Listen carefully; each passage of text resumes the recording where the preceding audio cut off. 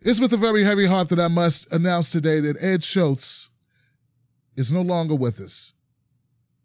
He died today in his D.C. home at the age of 64. The cause of death, they say, is natural causes. Of course, our thoughts and our feelings go out to his wife and his family and his friends and his co-workers and all that knew Ed Schultz.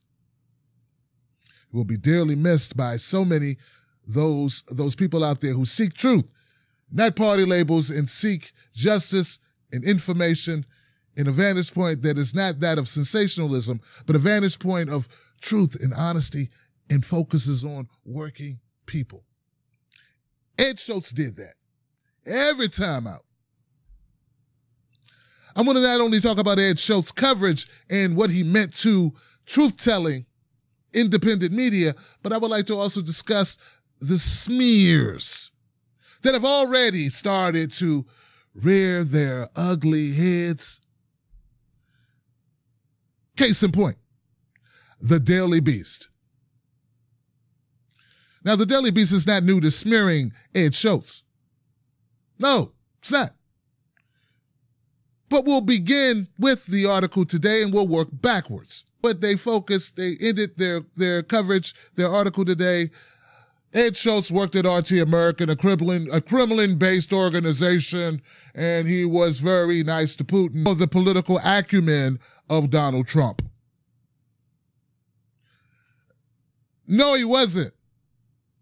That is a bold-faced, just blatant distortion of a man's work. Ed Schultz did not focus on Russia because Ed Schultz was focused on American workers. He was focused on the American people. Hey, I don't need to say it. Ed Schultz will say it for you in this clip. To the viewers of the Ed Show, I want you to know that this was never about me. It was about you. And I tried to focus on things that were important to American families and American workers and the issues that were pertinent of our time. And I feel comfortable about the fact that I know in my heart I'm the same guy walking out the door that walked in some 6+ years ago.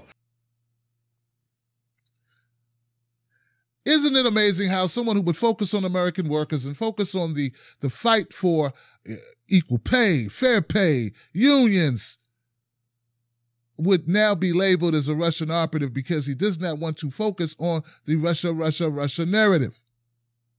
This focus was issues that mattered to actual working people, how people were able to feed their families, health care, jobs, things people really care about. The Daily Beast did not mention that at all in their articles. Their focus was the fact that Ed Schultz left MSNBC, as they say, departed.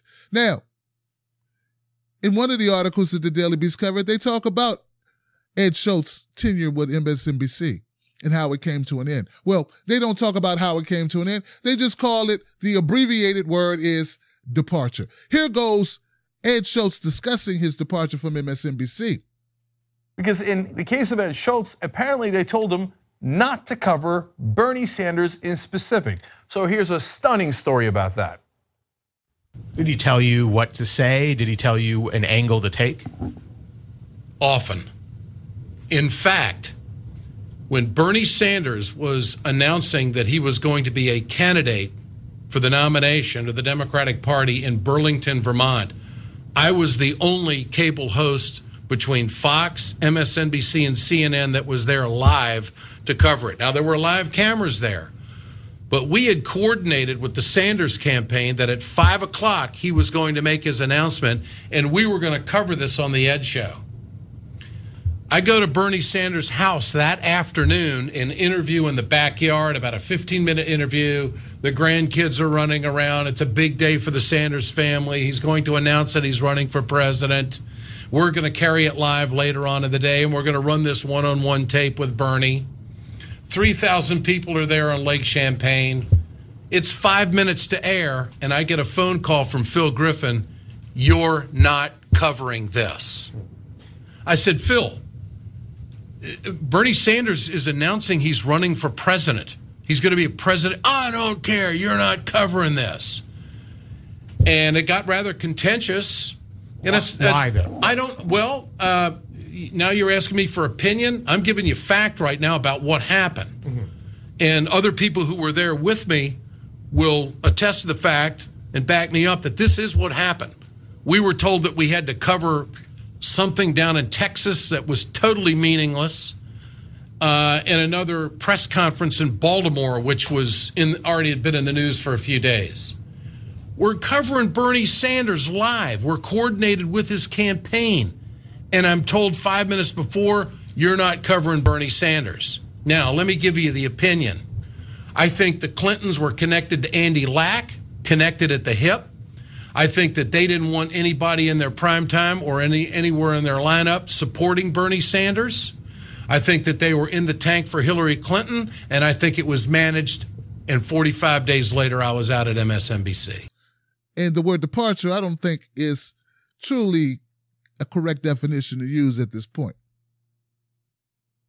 He was fired. No, he wasn't fired. He was shit-canned because he had the unmitigated goal to want to cover Bernie Sanders. They fired him at the very start of a very contentious race within the Democratic Party for the Democratic nomination. They fired him because he pushed back on neoliberal policies such as the TPP, which is in accordance with his stance of fighting for working families in the American people. They also fired Ed Schultz because Ed Schultz was willing to give airtime to a contender for the nomination, Bernie Sanders. The Daily Beast did not cover this bombshell revelation that Ed Schultz laid out, which is showing not only the connective tissue between the Democratic Party, Hillary Clinton, basically, and media, but also how corrupt it was and how the silencing of Ed Schultz, what it was really about. They didn't cover that. Instead, they chose to cover from the vantage point of, well, you work for Putin, so, you work for the RT America, you're working for Putin. They don't for a second address the issue of, well, why would you work for Russia? Why don't you feel? See, I've always looked at it the other way, Daily Beast and my centrist Democrat friends. I've always looked at it, why does a journalist with national name recognition, such as Ed Schultz, have to go to RT America? Why is that where he ended up? Why does Chris Hedges end up on RT America? Why does Lee Camp end up on RT America? Why does Larry King end up on RT America? Are they drinking some type of Russian vodka that contaminates them and attacks their sensibilities, forcing them to become some type of Russian puppet? Or maybe it's that to speak ill of corruption, to speak honestly about what's going on in this country and the political narratives, counter to the political narratives that are perpetuated at MSNBC and at CNN. The only outlet for that would be something non-U.S. related because of the controlling nature of our journalism. These issues were never broached or talked about by Daily Beast and other news outlets. Ed Schultz had the courage to go up against the MSNBC brass. He bucked the system by wanting to cover a not well-known senator out of Vermont who was running against Hillary Clinton. He bucked the system, i.e. Phil Griffin, i.e. Andy Lack, by choosing to cover Bernie Sanders, by choosing to buck the system with the TPP. That's the crime that he committed. Why else do we have people like Jesse Ventura on RT America? They can pull ratings. It's not about ratings. It's not about popularity. It's because they cannot control Ed Schultz. So I not only want to talk about the courageous stances that Ed Schultz and many others have taken to voice actual concerns of real life Americans and not this Russia crap, but to also highlight.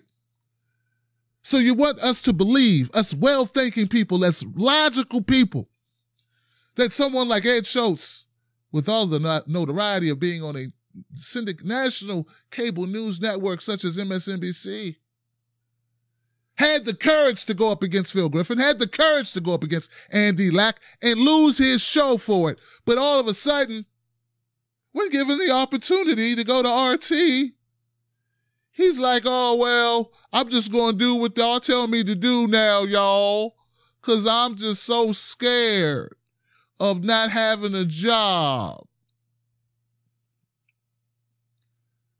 He's willing to risk it all against a much more accepted mainstream network where his future would have been just nothing but roses and skipping through the fields with, limousines and cocktail parties.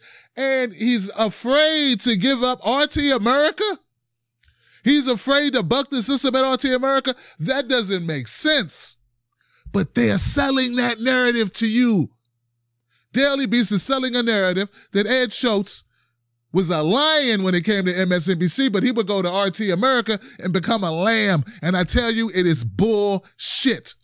These mofos are operatives for the deep state and operatives for the status quo here in America, and they are more damaging to American families than you could ever imagine, just by the sheer fact that they offer distraction from poverty, the selling of our rights, our privacy sold every day. They do it for the dollar. They do it with countless coverage of Stormy Daniels. Fear-mongering of Russia taking over our democracy when we all journalists know there is no greater influence on our elections than big donors. We all know it. Back to Ed Schultz. What they're doing to Ed, they will do to us all. There's a reason why voices like mine are pushed aside and marginalized, and whenever spoken about, only in negative terms, assigned labels such as conspiracy theorists and wacky lefty. There's a reason. That's the way they want it. And instead of journalists standing up in the same tradition of Ed Schultz, they succumb to the garbage narratives to maintain status and wealth by peddling BS propaganda to the masses. Ed Schultz is better than all of you put together. He's a man of character. He was an ethical man who knew what his vantage point was. The average American would matter to him. Not what mattered to Hillary's campaign, not what mattered to the DNC, but what mattered to the American people. He will be sorely missed. You, not so much. For TBTV and justinform.com, I am Tim Black.